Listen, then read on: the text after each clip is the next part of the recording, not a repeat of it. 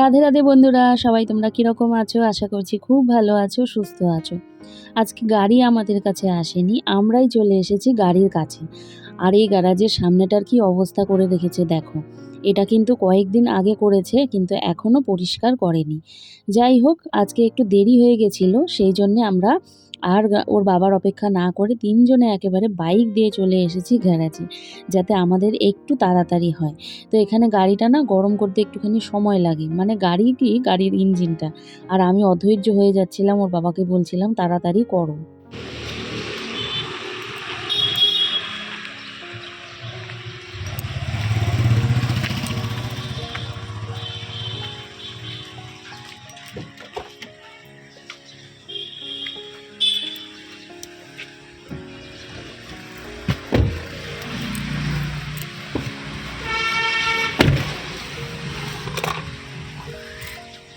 Good morning.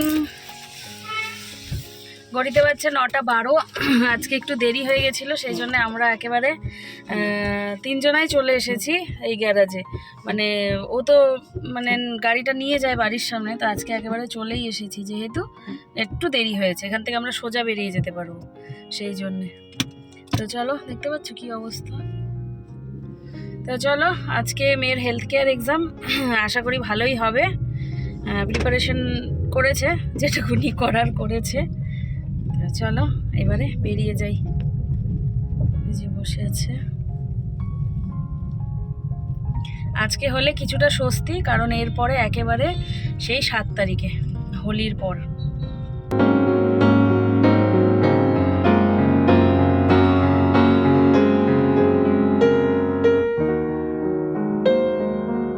অনেকক্ষণ গাড়িতে বসেছিলাম সেই জায়গাতে, তো ভাবলাম একটুখানি টাইম ল্যাপস করে নিই। তোমাদের কীরকম লাগলো টাইম ল্যাপস জানিও। আসলে ওখানে বসে থাকার কারণ কি বলো তো, মানুষের বাড়ির সামনে একটা গাছ দেখতে পেয়েছিলাম, যেটা ওই অযথা জঙ্গলের মতো পড়েছিল। তো সেই গাছটা অ্যাকচুয়ালি আমার ভীষণ নেয়ার ইচ্ছে করছিল, তো সেই জন্য গাড়িটা ওখানে রেখে বসেছিলাম। আমি আর গেলাম না, ওর বাবাই গেল মেয়েকে আনতে। 12:30 বেজে গেছে। ওই যে বাচ্চারা বেরোতে শুরু হয়েছে, এখনই মেয়ে বের হবে। এই বাসের ওই সামনে ওর বাবা দাঁড়িয়ে আছে।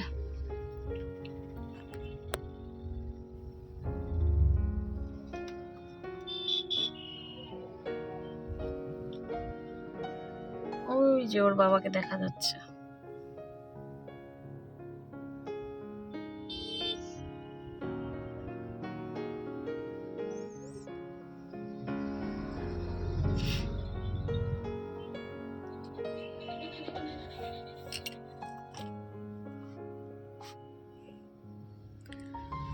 কখন বেরোয় এখন?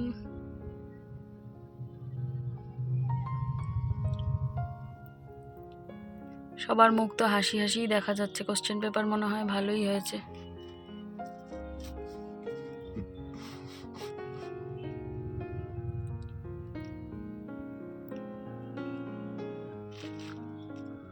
ওর বাবা হাত দেখালো, মনে হয় বেরিয়ে গেছে। ওই যে, তোমরা দেখতে পেয়েছো? ওই যে আসছে, ওই যে দাঁত দেখা যাচ্ছে, মনে হয় ভালোই হয়েছে পরীক্ষা।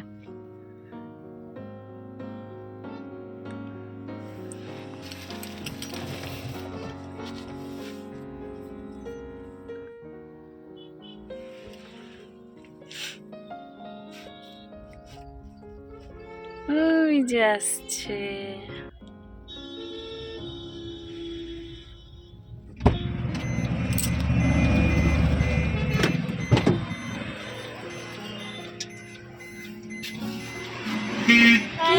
কেমন হয়েছে? অনেক ভালো। তাই? একদম কমন সেন্সের মতো কোশ্চেন ছিল। তাই? হ্যাঁ। ভালো হয়েছে? হ্যাঁ। বাহ, কোশ্চেন পেপার ভালো হয়েছে না? দেখো। কোন বাবা দরজাটা ভালো করে আটকেছে? কি দেখবো, কোশ্চেন পেপার? সব করে হাসি হাসি বেরোচ্ছে। তাই? সবার ভালো হয়েছে। সবার ভালো হয়েছে। কোশ্চেন পেপার ভালো হয়েছে না? কত পাবা? ইজি ছিল। 50 এদিকে আর ওদিকে ধরো সবই তো লিখছি, এবার জানি না কত পাবো। ওরে বাবা, 50ও পেতে পারি। তাই? হ্যাঁ 50 আউট অফ 50? হ্যাঁ, আচ্ছা, এবারে আমি 100 পেয়ে গেলাম। চলো এবার বেরিয়ে পড়ি। সবাই ভিড় করে রয়েছে, সবাই যাবে বাড়ি। বাড়িতে তো চলে এসেছি, এসে ফ্রেশ হয়ে নিয়েছি। মেয়ের বিছানাটা কোনো রকমে একটু তুলে দিলাম, দিয়ে আমি হচ্ছে মেশিন চালিয়ে দিলাম। কারণ হচ্ছে মেশিন চালানোটা খুবই প্রয়োজন ছিল। টুকিটাকি জামা কাপড় অনেক কিছু জমে গেছিলো কয়েকদিন থেকে, তো ধোয়া কাচা মেশিন চালানো ঠিকঠাকভাবে নেই দেখছই। তো মেশিনটা চালিয়ে দিলাম। আর কথা হচ্ছে ওই মা মাছ কেটে আসলো। আজকে তো তাড়াতাড়ি ছুটি ছিল আমাদের, 12:30টায় ছুটি ছিল। এখন বাচ্চা 1টা, সোয়া 1টা মতো। তো যাই তাড়াহুড়ো করে সবজি টবজি কেটে কুটে তাড়াতাড়ি রান্নার ব্যবস্থা করে তারপর ঘরটা পরিষ্কার করব। তারপরে কিন্তু আমরা চলে গেছিলাম ওই একটা রাঙ্গাপানি বলে একটা গ্রাম আছে ভেতর দিকে। তো সেই গ্রামটা ঘুরতে গেছিলাম। আর ভেতরে বিশ্বাস করো, মানে বোঝাই যায় না যে এত মানুষ ওখানে বাস করে, জানো তো। কারো টিনের ঘেরা, কারো ওই বাঁশের ঘেরা বাড়ি। হ্যাঁ, মানে তারা এখনও অনেকটা পিছিয়ে রয়েছে। সেই গ্রামটা পুরো ঘুরে দেখলাম, যে তাই ভাবি যে আমরা মানে কতটা এগিয়ে আছি। আর এই শিলিগুড়ির মধ্যেই আশেপাশের যে গ্রামগুলো, তারা এখনও কিন্তু অনেকটা পিছিয়ে রয়েছে। তাদের এখনও অনেক কিছু এগোনোর বাকি, জানো তো, কত কষ্ট। আর আমি দেখে ভাবলাম এই যে সামনে আসছে ঝড় বৃষ্টির দিন, হ্যাঁ, তাদের কতটা কষ্ট হবে জানো। বাড়িঘর ঠিকঠাক মতো তাদের মজবুত পর্যন্ত নেই। ওই টিনের বাড়ি কোনো রকম, ওই বেড়ার দেয়াল দেয়া এই রকম, জানো তো। তাই ভাবি যে ঠাকুর সবাইকে মানে কিছু মানুষকে এরকম কেন কষ্টতে রাখে, তাদেরকেও একটু ভালোভাবে রাখতে পারে, তাই না? অ্যাটলিস্ট তাদের মানে বাড়িঘরটা যেন ঠিকঠাক থাকে। আমি এটাই ভাবি যখনই মানে এরকম মানুষকে দেখি, জানো। আর এদিকে যখন ঝড় বৃষ্টি এই সমস্ত হয় না, এই যে আমি দেখে আসলাম, এখন যখনই ঝড় বৃষ্টি আসবে আমার ওই মানুষগুলোর কথা মনে পড়বে। আর তাদের সাথে কথাও বলেছি। এক একজন মানুষ কত ভালো। হ্যাঁ, দিদি এই দিক দিয়ে যান, এই রাস্তাটা পাবেন। দিদি এই দিক দিয়ে গেলে ওই রাস্তাটা পাবেন। মানে তাদের মানে কথাবার্তার মধ্যেও কত শালীনতা, আমার দেখে ভীষণ ভালো লাগলো। আর তাদের মধ্যে কত মিল। এই গাছের নিচে হয়তো দুজন বয়স্ক মানুষ বসে রয়েছে। তারপর একটা বাড়ির সামনে বাচ্চা কোলে নিয়ে কিছু মহিলা দাঁড়িয়ে রয়েছে। উঠোন পুরো গোবরে ল্যাপা, একদম মানে যেরকম গ্রাম হয় সেই রকম। খুব ভালো লেগেছে কালকে, জানো। আর এতটাই আমার ভালো লেগেছে, আমি ওই গ্রামে গিয়ে মুগ্ধ হয়ে গেছি যে আমি ক্যামেরা অন করব সেটাও আর পারিনি। তো ওর বাবাকে বলছিলাম যে মানুষগুলো কত ভালো, কত মানে আমরা যে একটা বাইরে থেকে গেছি এই দিক থেকে, মানে আমাদেরকে চেনে না জানে না, তারপরেও কিন্তু খুব ভালো ব্যবহার করেছে আমাদের সাথে। আর শহরে জেনারেলি হয় কি, কেউ কারো মুখ যদি না চেনে তাহলে কিন্তু সেই রকমভাবে মন খুলে কথা বলে না। হ্যাঁ, স্বাভাবিকভাবেই আমরা এটা দেখে থাকি। কিন্তু না গো, তারা এই যে প্রথম মানে তাদের সাথে দেখা করতে গেছি বা কথা বলতে গেছি, সেটা মনে হয়নি। খুব মানে আদর আপ্যায়নের সাথে আমাদেরকে গ্রহণ করেছে। বাড়িতে যাইনি, রাস্তায় দাঁড়িয়েই কথা বলেছি। কিন্তু তারপরেও একটা বাচ্চা ছিল, বাচ্চাটাকে একটুখানি আদর করলাম। ওকে দেখে আমার মুগ্ধবাবুর কথা মনে পড়ে যাচ্ছিল আর কি। তো এই হলো কথা। তো সেই গ্রামটা আজকে ঘুরে এসেছি। এরপর তো আবার বেশ অনেক দিন পর মেয়ের পরীক্ষা আছে, তো ইচ্ছে আছে যে আবারও একবার ওই গ্রামটা ঘুরে আসব। কিন্তু কি বলো তো, রাস্তা প্রচুর খারাপ। ওই হয় না নদীর আল দিয়ে সেই রকম মাটির রাস্তা, আর গাড়ি নিয়ে যাওয়া প্রচুর মানে কষ্টকর বিষয় আর কি। মানে কোথায় গাড়ি ঘোরানো হবে, কোথায় কি, মানে সেটা নিয়ে একটু প্রবলেম হয়। এটাই যা। তবে ইচ্ছে আছে মেয়ের পরীক্ষা শেষ হয়ে গেলেও ওর বাবা আর আমি তো রবিবার করে বাইক নিয়ে বেরিয়ে যাই। তো সেই সমস্ত গ্রামগুলো আবারও ঘুরতে যাব। তো এখানে মানে কি বলবো, আমার শরীর খুবই খারাপ লাগছিল। আর মানে মেয়ের উপরেও রাগারাগি করছিলাম। আর দেখো নাইটিটাকে কোথায় তুলেছি, তাই ভাবলাম যে মানুষের মাথার যখন ঠিক থাকে না তখন কি কি করে। এডিট করে চাইলে কেটে দিতেই পারতাম, কিন্তু কেটে দেইনি। তোমরা স্বাভাবিকভাবেই আমাকে দেখো। এই যে এই টুলটা তুলতেও কিন্তু আমার বেশ কষ্ট হয়, কারণ আমার কোমরে ব্যথা, জানো তো। তো চুলটা বেশ ভার। আর এখানে ওর খুঁটিনাটি যাবতীয় জিনিস ও রেখে দেয়। আর ওই পেছন দিকটাও আজকে একটুখানি ঝেড়ে নিলাম। খাটের পেছন দিকটা বেশ ধুলো ধুলো পড়েছিল। যাক, মেয়ের ঘর করে দিয়ে আসলাম পুরো পরিষ্কার। এবারে নিজের ঘরটা পরিষ্কার করব। বিছানাটা এখনও তোলা হয়নি, দেখে বুঝতেই পারছো। তো এই জামা কাপড়গুলো এসেই আগে আমি বারান্দায় একটু দিয়ে রেখেছিলাম, তো এবারে ভাঁজ করে রেখে দেব। এই কুর্তিটা না আমি কিনেছিলাম 450 টাকা দিয়ে, জানো, খুব ভালো আর কি, বেশ মানে কটনের। আমার খুব পছন্দের একটা কুর্তি, এটাকে ওই আজরাক বলে মনে হয়। তো পরে বেশ ভালোই লাগছিল, এর আগেও একদিন পরেছিলাম। তো ওর বাবা আবার বলছে যে না আমি দেখিনি, এটা তুমি নতুন পরেছো। আমি বলছি না, এটা আমি এর আগেও একদিন পরেছিলাম, ভিডিও আছে, আমি তোমাকে দেখাবো। তো বলছে দেখিও তো। তো এদিকে এগুলো সমস্ত গুছিয়ে তুলে রাখবো, তারপরে বিছানাটা তুলে নিয়ে আমি চলে যাব স্নানে। ও তার আগে আবার এই ঘরটাও কিন্তু মুছতে হবে। ওই ঘরটা মুছে নিয়েছি, এই ঘরটা মুছতে হবে। আর মুছতে আমার না এত বিরক্ত লাগে সত্যি কথা বলতে, কারণ কি বলো তো, ওই চুল সারা ওই মপের মধ্যে চুল ভর্তি হয়ে যায়। শার্টটা দেখছিলাম কি পরিস্থিতিতে আছে না আছে, তো প্রথমে ভাবলাম ভাঁজ করে রাখি, তারপরে ভাবলাম না ভাঁজ করা যাবে না, ওই নিচে ফেলে রাখলাম ধুয়ে দেবো বলে। আর পাশের বাড়িতে একজন মহিলা এসেছে, কোথা থেকে জানি না, চিনি না, সে বলছে আইফোনের ক্যামেরা নাকি ভালো না। তাই মেয়ে আবার বলছে মা ব্যবহার করতে জানে না, তাই বলছে ভালো না। সমস্ত কাজকর্ম শেষ করে নিয়েছি, আর এই দেখো দরজাটা বন্ধ করে রেখেছি, কারণ কি বলো তো, বাইরে না হাওয়া বাতাস চলছে, ঘরের ভেতরে এমনিতেই ধুলো, তো আরও ধুলো পড়ে যাবে, সেই জন্য এই যে বন্ধ করে রাখলাম। ওইদিকে জানালার একটা পাল্লা খোলা রয়েছে। আর এখন কি হয় বলো তো, ওই হাওয়াতে না, ওই আম গাছ তো এই পাশেই, আমের মুকুলের যে ফুলগুলো ছোট ছোট, সেগুলো হাওয়াতে না ঘরের ভেতরে চলে আসে, জানো। তো যাই হোক, ঘর মুছে নিলাম, ঘর মুছে নিয়ে পরিষ্কার করে নিলাম। মেয়েকে বললাম কি তোর ঘরে যে কার্পেটটা পাতা রয়েছে সেটা তুলে দিই, এখন তো গরম পড়ে গেছে, রোদে দিয়ে তুলতে হবে, তো দেখি ধুয়েও দিতে পারি। তো যাই হোক, ওটা ধোয়া কষ্ট আছে, ভেজালে প্রচুর ভারী হয়ে যায়। রবিবার করে যদি ধুতে পারি তাহলে ওর বাবা থাকবে, সুবিধা হবে। রবিবারেই করব, ওটা তুলে দেবো, এখন আর কার্পেটের প্রয়োজন পড়ে না। আর জানালাটা এখন দেবো বন্ধ করে, আর বিছানা তুলে নিয়েছি, কম্বলটা ভাঁজ করিনি, গোছাইনি। তো যাই হোক, এবারে যাব আমি স্নানে, স্নান করে এসে খাওয়া দাওয়া করে একটা মানে ফ্রেশ মাইন্ডে দেবো একটা ঘুম, যদি ঘুম আসে। আমার তো আবার ঠিক নেই, দেখা গেলো আজকে আবার বিকেলে আসলো না, রাতের বেলায় আসলো, এরকম। কালকে ঘুমিয়েছি একটা 1:30টার সময় মনে হয় ঘুমিয়েছি, কারণ মেয়ে পড়লো 1টা পর্যন্ত, তারপরে। আর এডিটটা আমি আগেই সেরে রেখেছিলাম, আর সকাল সকাল দিয়েছি ভয়েস, সেই জন্য ঘুমিয়ে পড়েছি, এই হচ্ছে কথা। তো চলো যাই, গিয়ে এখন স্নান টান করে আসি, প্রচুর ফ্রেশ লাগে। স্নান করব, তুলসীতে জল দেব, দিয়ে এসে তারপর তোমাদের সাথে কথা বলবো। স্নান করে চলে এসেছি, আর তোমাদের একটা জিনিস দেখাবো, এই দেখো, আমি হচ্ছে বিছানার ওপর ক্লিপটা ভুল করে রেখে চলে গেছি, আর মেয়ে এসে বসেছে, ব্যাস ক্লিপটা গেল ভেঙে। এই ক্লিপটা না ছোট, তো সুবিধে হয়, আমার যেহেতু চুল কম, তো আমার চুলে সুবিধে হয়, গেল।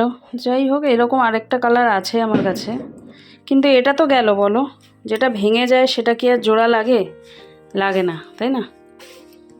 যতই চেষ্টা করো, এর জায়গায় অন্য কিছু হলে হয়তো ব্যবস্থা করে জোড়াতালি আঠা দিয়ে লাগানো যেত, কিন্তু আগের মতো আর মজবুত হতো কি? হতো না। সেই জন্যে জিনিস হোক বা সম্পর্ক হোক, সেটাকে যত্ন করে আগলে রাখতে হয়। অনেকেই আবার বলবে তুমি বেশি ন্যাকামি করো, ন্যাকামি কথা বলো, এত কথা বলার কি দরকার ছিল ক্লিপটা নিয়ে? আমার যেটা মনে হলো সেটা বললাম, তোমরা তো আমাকেই দেখতে আসো, তো আমার যেটা মনে হলো আমি সেটা বললাম আর কি, এই হলো কথা। তাই মেয়েকে বললাম যে জিনিসের যত্ন রাখতে জানিস না, এই ক্লিপটা এখন মানে আমার সুবিধা হয় আর কি, তুই তো সেটার মায়া বা সেটার গুরুত্বটা তুই বুঝবি না, সেটা আমি বুঝবো, বুঝলে, তোমরা বুঝলে? তো এখন মেয়েকে একটুখানি ভাত খাওয়াই, আমি আর খাবো না, তোমাদের দেখানো হয়নি। আমি আসার পরে মা আমাকে হচ্ছে ডিম সেদ্ধ করে ভাজা, সেই ভাজা ডিম, তার সাথে বেগুন ভাজা, কাঁচা লঙ্কা দিয়ে ভাত দিয়েছিল, আমি একটুখানি ভাত খেয়েছিলাম। তো এখন আমার আর খেতে ইচ্ছে করছে না। রান্না হয়েছে আজকে শিং মাছের ঝোল আলু দিয়ে, আর তার সাথে হয়েছে রুই মাছের ঝোল আলু ফুলকপি দিয়ে, তার সাথে হয়েছে লাউয়ের খোসা ভাজা, সেগুলো ওই যে বললাম তোমাদের কাটাকুটিগুলো করি। মা আধা আলু ছুললো তাড়াহুড়ো করে, আর আমি আধা আলু ছুলে দিলাম, আর খোসাগুলো কাটলাম লাউয়ের, পেঁয়াজ কাটলাম, তারপরে হচ্ছে এই তো সমস্ত কিছু তুলে জায়গা টায়গা মুছে নিলাম। এবারে এই যে রুই মাছ দিয়ে মেয়েকে খাওয়াবো, মেয়ে তো শিং মাছ খায় না, সেই জন্য। 2000 years later. Good evening. এই দেখো ঘড়িতে 8টা বাজতে চললো, আর আমি তো অ্যাজ ইউজুয়াল ঘুমিয়ে পড়েছিলাম। মাঝে তোর বাবা একবার ফোন করেছিল, তখন আমার রাগ হয়ে গেল যে কেবলই ঘুমটা আসলো, আবার এখন ফোন করলো। আমি ভাবছিলাম ঘুমানোর টাইমে তারপর আমি ভাবলাম যে এই তো গেল আমার তো ঘুমটা, তারপর আবার এসেছিল। সেই দেখো চা করে নিয়ে এসেছে মেয়ে, আমি জানিও না, আমাকে বলেও নাই, আমি ঘুমাতে ঘুমাতে ও চা করে নিয়ে আসলো। আজকে তো আরাম, এরপরের পরীক্ষা তো একেবারে 8 দিন পর, 7th of March next exam. তো আজকে ও রেস্ট নিচ্ছে, আজকে পড়তে বসবে না। হ্যাঁ, এসএসটির এক্সাম। এসএসটি মানে হচ্ছে history, geography, political science, economics. SST হচ্ছে চারটে বই না, আলাদা আলাদা সেপারেট বুকস না? হ্যাঁ, চারটা, কিন্তু শুনতে শোনা যায় এসএসটি। এটা আমি তোমাদেরকে মনে হয় আগেও বলেছিলাম।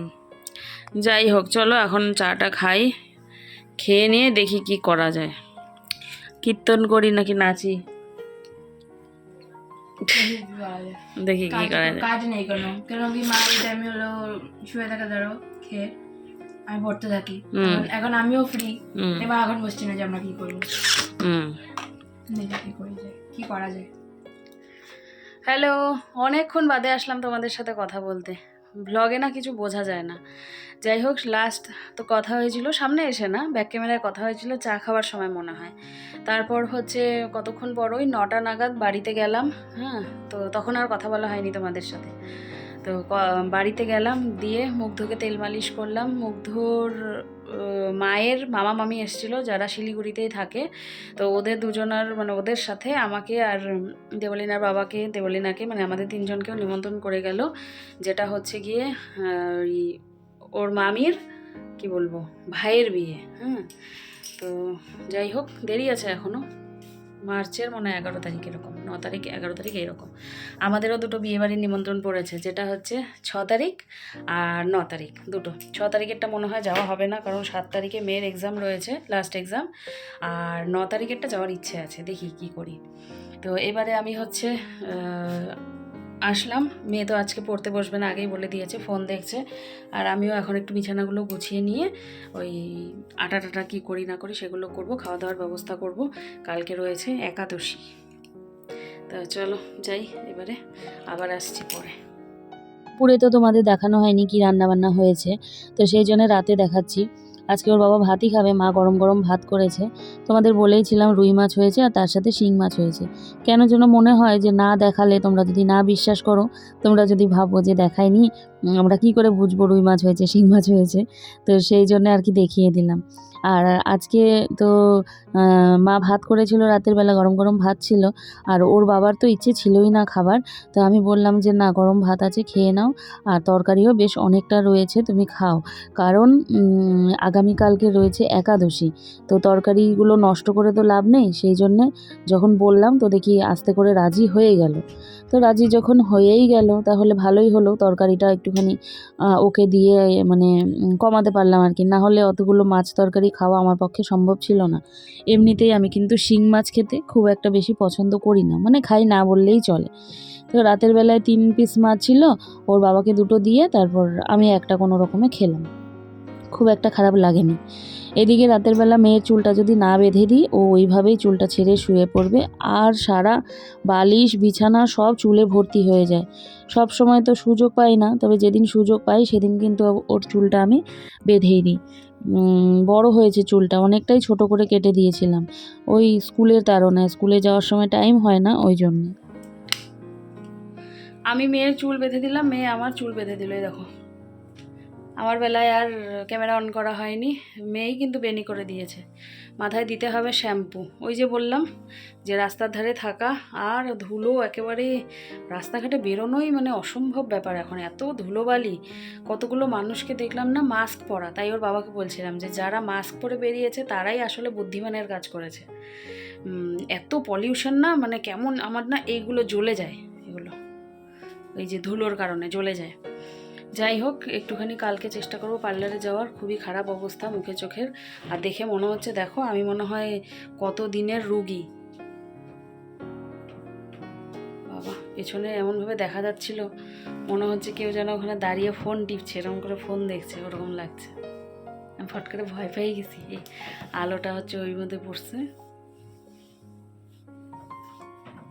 দেখো তোমরা ঠিক করে, মনে হচ্ছে না কেউ দাঁড়িয়ে আছে ফোন নিয়ে হাতে। যাই হোক, তো চলো দেখা হচ্ছে আগামীকাল। আজকের ভ্লগ এখানেই শেষ করে দিচ্ছি। তোমরা অনেকেই কমেন্ট করো তোমার ভ্লগ দেখতে খুব ভালো লাগে, তো তোমাদেরকে বলবো তোমাদের যখন ভালো লাগে একটুখানি তোমাদের ফ্রেন্ডস অ্যান্ড রিলেটিভসদের সাথে শেয়ার করে দিও, তাহলে হয়তো ভিউজটা একটুখানি বাড়বে। ঠিক আছে, তো চলো দেখা হচ্ছে আগামীকাল নতুন একটি ভ্লগের সাথে। আজকের জন্যে টাটা, গুড নাইট।